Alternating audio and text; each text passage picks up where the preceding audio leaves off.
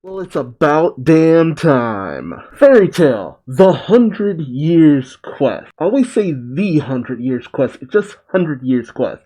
But 100 Years Quest has reached its 100th chapter. Can you believe it? Mashima just keeps cranking it out, left, right, and center.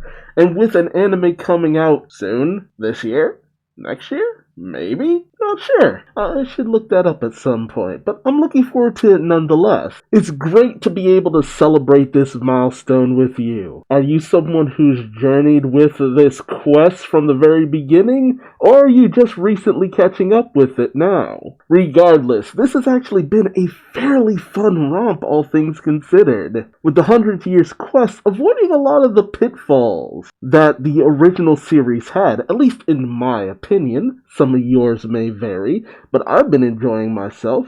Have you? But the quest to seal away the dragon gods has not been an easy one. At present, we've managed to deal with Mercuphobia and Alderaan, and we're presently dealing with the unknown sixth dragon god, Dogramag, which has not been a walk in the park, as he's already dead, and yet he's causing a lot of trouble. They've also been dealing with Selene, another of the dragon gods, who's managed to take over the Diablos Guild, a guild made up of sixth-generation dragon slayers who are very powerful. And thus the mad dash between Fairy Tail and Diablos has been underway, with Wendy managing to get a victory against Haku, Lexus's versus Kieran being put on hold, Gray, Urza, Gajil, and Carla have come face to face with Misaki. Lucy ended up coming in contact with Kyrie, and Natsu has come face to face with Suzaku, who managed to deliver a massive defeat to the strongest of Team Natsu. Will Natsu pull out a win? It's the 100th chapter. You guess. So let's check it out and savor this moment. I love this color spread. Almost everyone kind of paired up. Although Lavi should not be drinking wine, I hope that is in fact juice of some sort, like I guess Wendy is drinking. Well, Happy's drinking like a fish, because, I mean, she's preggers. You're not supposed to drink when you're pregnant. You also have Kana hitting on Laxus. I'm still trying to figure out if Laxus swings that way or not. Also, Lucy, get your tits off the table. That's unsanitary. Oh, you got this even little cuter color spread. You pretty much have the entirety of Fairy Tail on the right-hand side. You also have those who have passed, who are up in the clouds. Selene just chilling out. I wonder if she'll ever go back and get her henchwomen. Okay, let's actually read this. Thank you, everyone, for helping us reach 100 chapters. Thank you very much. Let's celebrate hitting 100 chapters. Here's a drawing of 100 Fairy Tail characters. Ah, that's what it is. Thank you very much for all your support until now. Now until the end of time, baby! That's adorable. 100 characters for 100 chapters. Alright, let's jump in. Chapter 100, An Uninvited Guest. So Natsu going up against Suzaku, Lucy against Kyrie, Kieran's on his own. Oh, that's right.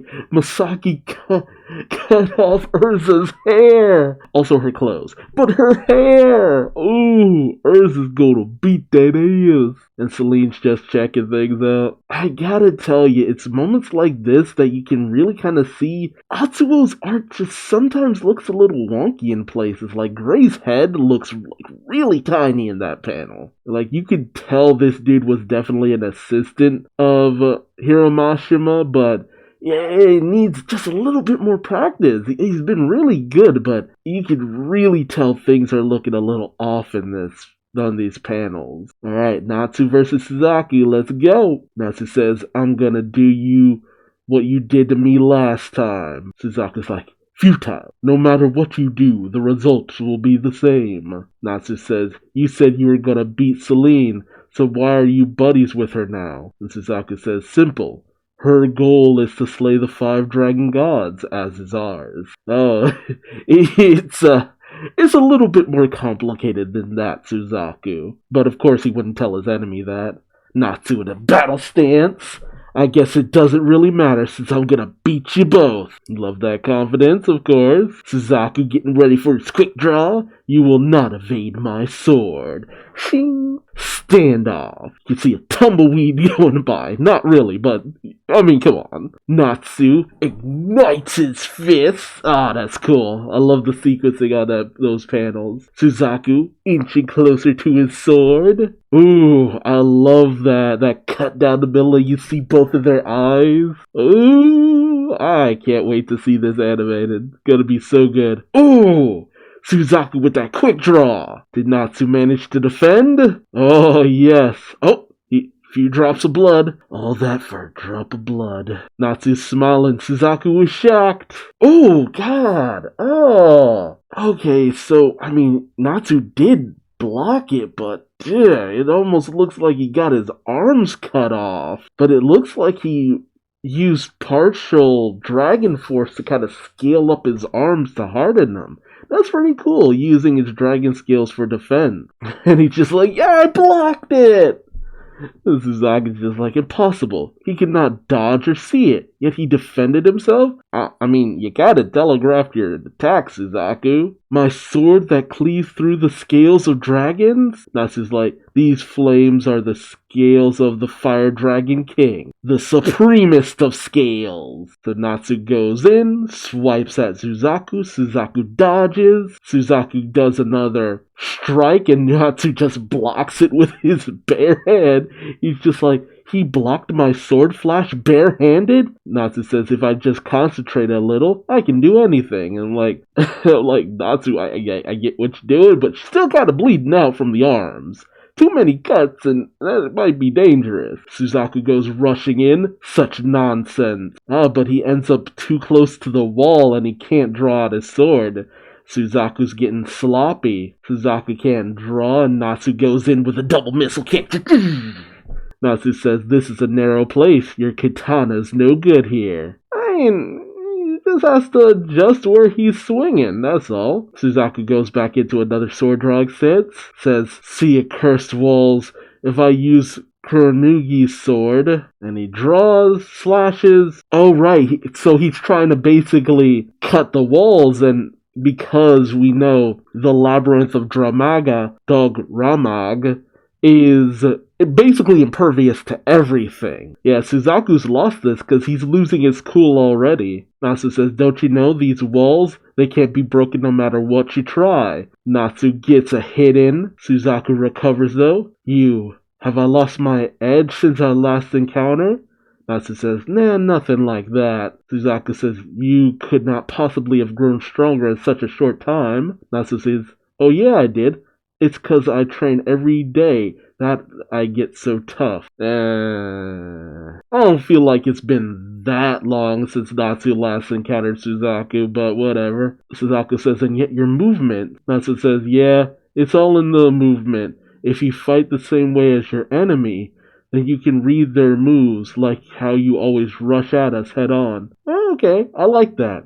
That is true. Suzaku always goes for the straightforward attack. It's one of his weakest things. He's too straightforward for his own good. Once you do that, you can understand all kinds of things. That's how we build our strength. And Suzaku's thinking, what is this? This one is more clever than he appears. And that's the thing about surviving a fight.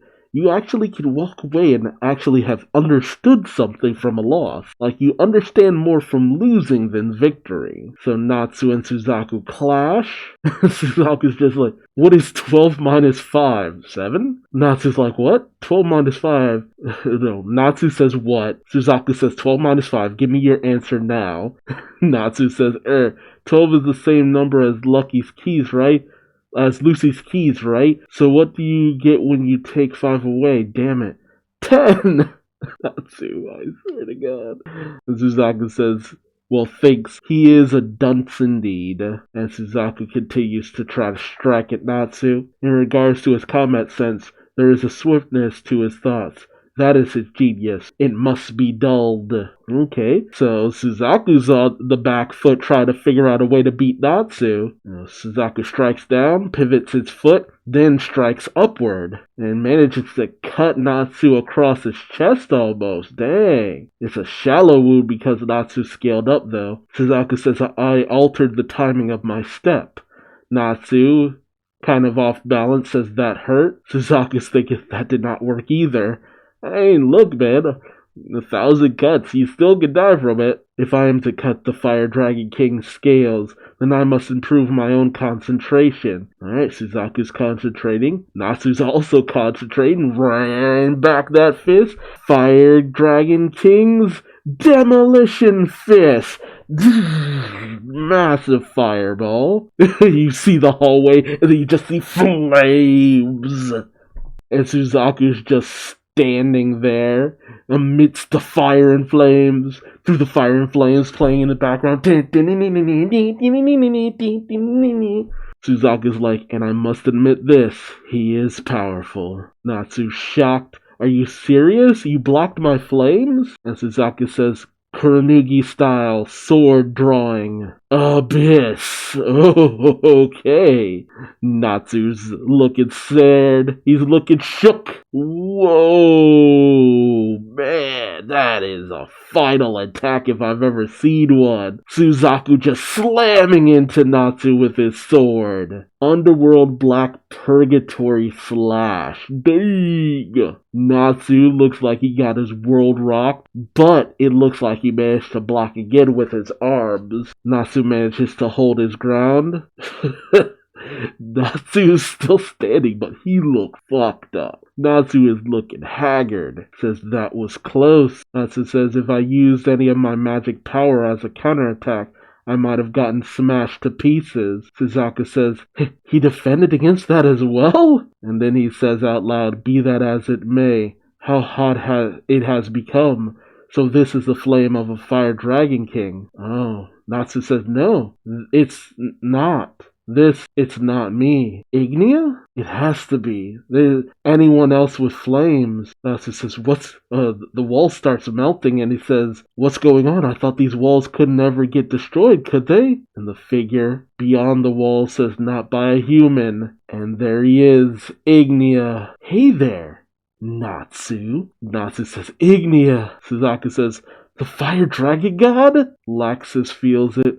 What's this magic power? Wendy says to Panther Lily, has somebody infiltrated the labyrinth? And Celine says to Little Crow Guy, why is he here? What is he after? Could it be he knows the truth of the labyrinth? Man, Celine is looking shook. So that begs the question, is it that Ignia knows that Celine is looking for ways to defeat the other dragon gods? Or is there something deeper to what she's after? Is what she fed to the Diablos Guild potentially just half-truths or a complete lie? Not a bad chapter. I enjoyed it, all things considered. I actually thought this would have been like a end match, like Natsu going up against Suzaku would have come to a conclusion and Natsu would have taken Suzaku out, but no, like Natsu is barely managing to hold his own against this guy. I know that Natsu has,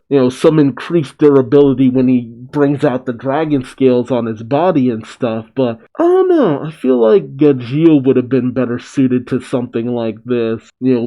Taking the brunt of those kinds of sword attacks. That was the same kind of fight he had back on Tenryo Island that one time against that one dude with the sword. But yeah, I guess Mashima felt that he needed something big for the 100th chapter, and Natsu taking down Suzaku, I guess he felt wasn't big enough, so he's just like, I'm gonna just throw Ignia in there. It's interesting too, because it's been a hot minute since we've seen Ignia. I guess this is also a way of reminding you that Ignia kind of seems like he might be the final boss of things. I'm still of the assumption that because, you should have 7 dragon gods, because, they're representative of the lore of the 7 days of the week. You have the fire dragon god, the water dragon god of the moon, because there are gods who are representative of days of the week, who represent certain elements and stuff that have been pretty much associated with all of the dragon gods.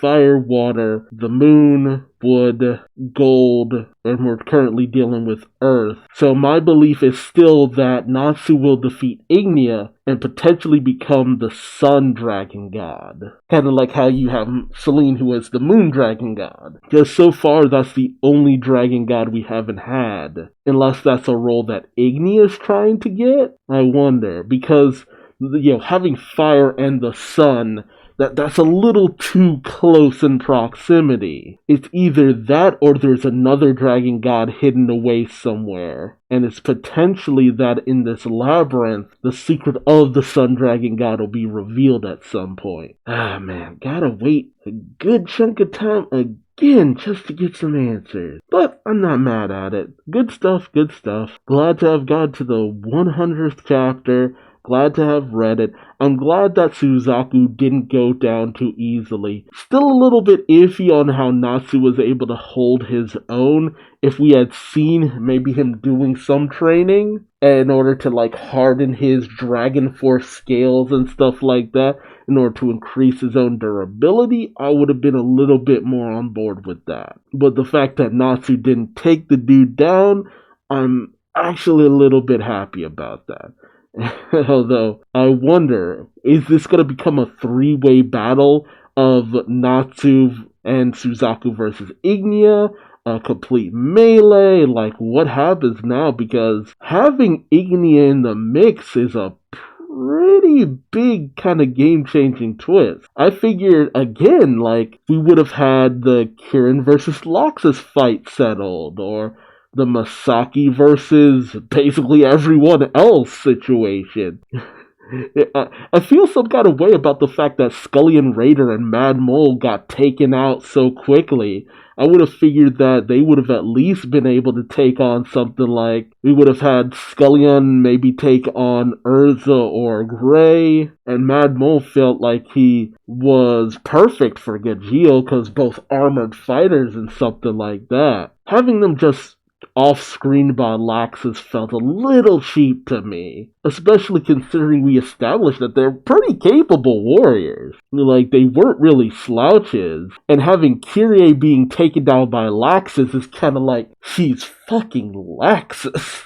Come on. The fact that it took Laxus to properly put her in her place is a kind of testament to her skill. We'll see. If we can get a good fight out of Lucy versus Kyrie, a really good fight that really shows off Lucy, I'm down for it.